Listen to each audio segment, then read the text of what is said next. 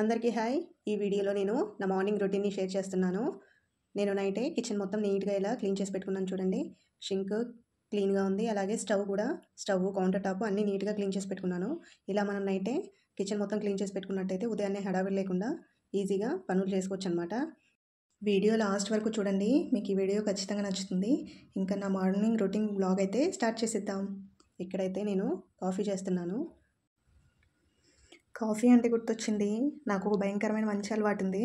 అదేంటంటే కాఫీ కోసమని పాలు స్టవ్ మీద పెట్టి ఒక గ్లాసులో షుగరు, కాఫీ పౌడర్ వేసి ఇంకొక గ్లాస్ నీళ్లు తాగేసి తర్వాత తీసుకొచ్చి ఇక్కడ పెట్టి కాఫీ తిరగకూడదాం అనుకుంటాను.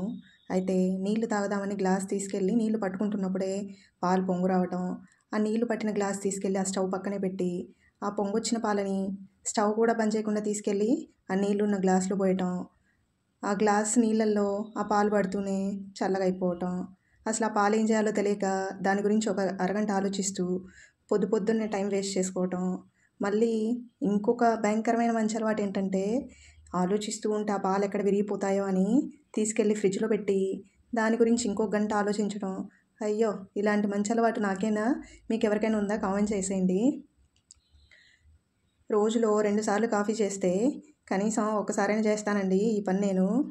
అసలు ఆ పాలు పొంగొచ్చినప్పుడు స్టవ్ కూడా బంద్ చేయను. అదేంటో నన్ను ఎవరో తంతున్నట్టు ముందు పాలు తీసి ఆ నీళ్ళున్న గ్లాసులో పోసేస్తాను. నాకు కూడా ఇప్పటికీ అర్థం కాదండి అసలు ఇంత మంచి అలవాటు నాకు ఎక్కడి నుంచి వచ్చిందో. అయినా ఇంత మంచి మంచి అలవాటు అవ్వాలంటే పెట్టి పుట్టి ఉండాలిలేండి. నాలాంటి వాళ్ళు ఎవరైనా ఉన్నారేమో కామెంట్ చేసేయండి. ఇంకా మార్నింగ్ నైట్ కొంచెం బట్టలు అయితే ఫోల్డ్ చేసి పెట్టాను. ఇంకొంచెం బట్టలు ఉన్నాయి, వాటిని ఇప్పుడు ఫోల్డ్ చేస్తున్నాను. నైటే ఫోల్డ్ చేసేసేదాన్ని, కాకపోతే ఐరన్ చేస్తూ బట్టలు వీటి గురించి మర్చిపోయాను అనమాట. చూడండి, ఈ రూమ్ అయితే క్లీన్ చేసేసాను. ఇప్పుడు ఇల్లంతా ఊడ్చేసి తర్వాత పోషా పెడతానండి. అదే తడిగుడ్డ పెట్టేసి తుడిచేస్తాను. మీరు ఉదయం లేస్తూనే ఏమేం పనులు చేస్తారో కామెంట్ చేయండి. అలాగే నా వీడియోస్ మీకు హెల్ప్ అయినట్టయితే లైక్ చేసి షేర్ చేయండి. ఛానల్ని సబ్స్క్రైబ్ చేసుకొని బెల్ ఐకాన్ని ప్రెస్ చేయండి. నేను ఎప్పుడు వీడియో అప్లోడ్ చేసినా కూడా మీకు నోటిఫికేషన్ వస్తుంది.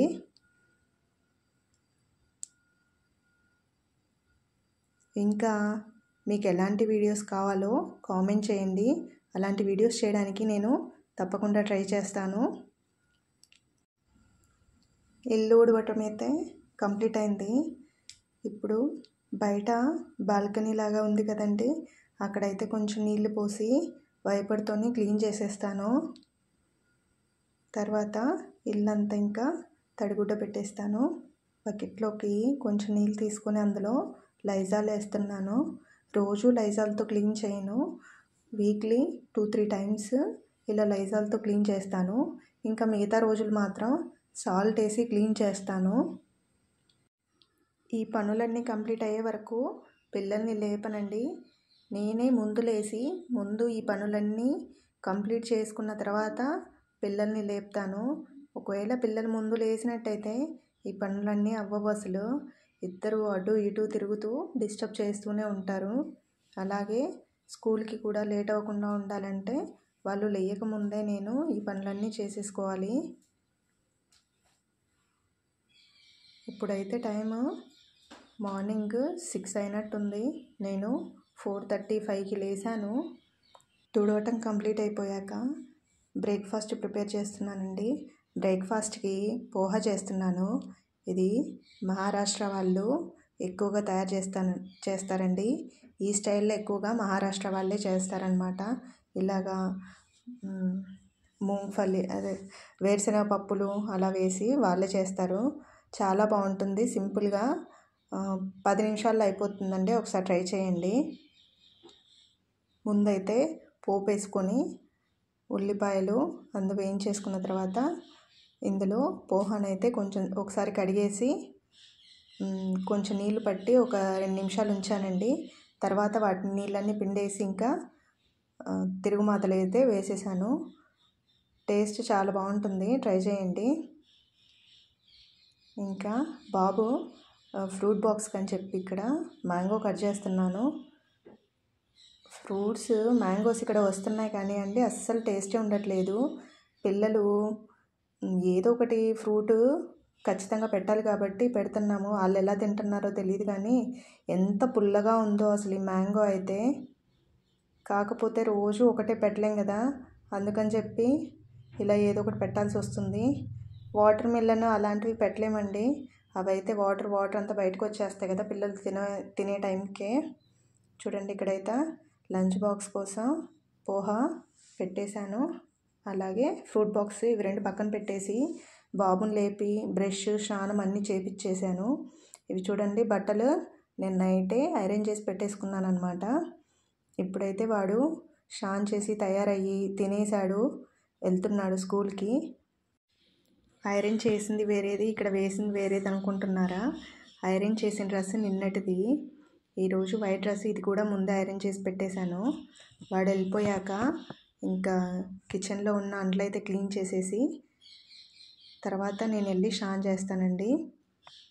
ఒక్కొక్కటి ముందే ఆలోచించి పెట్టుకుంటానన్నమాట, ఏ పని ఏ టైంలో చేయాలని. అలా అయితేనే తొందరగా అయిపోతుంది.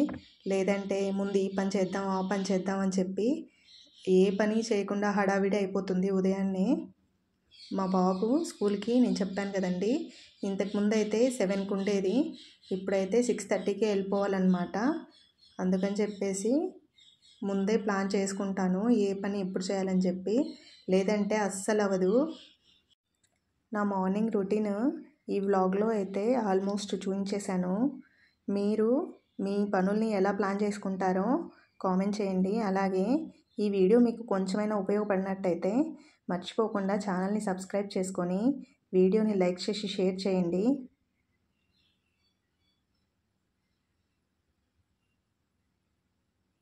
ఇంకా మీ పిల్లల లంచ్ బాక్స్కి మీరేం ప్యాక్ చేస్తారో కామెంట్ చేయండి. నాకైతే కనీసం ఆ లంచ్ బాక్స్ గురించి ఆలోచించి తలంతా పగిలిపోతుంది అసలు.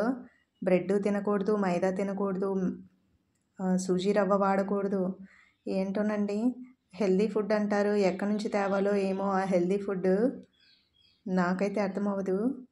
మీ లంచ్ బాక్స్ ఐడియాస్ అయితే నాకు కామెంట్ చేయండి, నేను వాటిని ఫాలో అవ్వడానికి అయితే ట్రై చేస్తాను. యూట్యూబ్లో చూస్తూ ఉంటాను కానీ చాలా వరకు మైదా, బ్రెడ్ లేదంటే సూజీ రవ్వ వీటితోనే ఉంటుందండి. అందుకే ఏదో నాకు వచ్చినవే ప్రిపేర్ చేసి పెడుతూ ఉంటాను. ఇంకా అయితే నేను కిచెన్లో సామాన్ క్లీన్ చేసేసాక వెళ్ళి స్నానం చేసి వచ్చేసాను. స్నానం చేసి పూజ చేసుకుంటాను. ఇదైతే రోజు నేను చేసే మార్నింగ్ రొటీన్ అండి. ఇంకా మొత్తం అన్ని పనులు అయిపోయాక ప్రశాంతంగా దేవుడి దగ్గరికి వచ్చి పూజ చేసుకుంటాను అనమాట. ఇక్కడ నేను దేవుడి పటాలు చూపించట్లేదు, ఎందుకంటే మన ఇంటి దేవుడిని చూపించకూడదు అంటారు కదా, అందుకని చెప్పేసి దేవుడిని అయితే చూపించట్లేదు.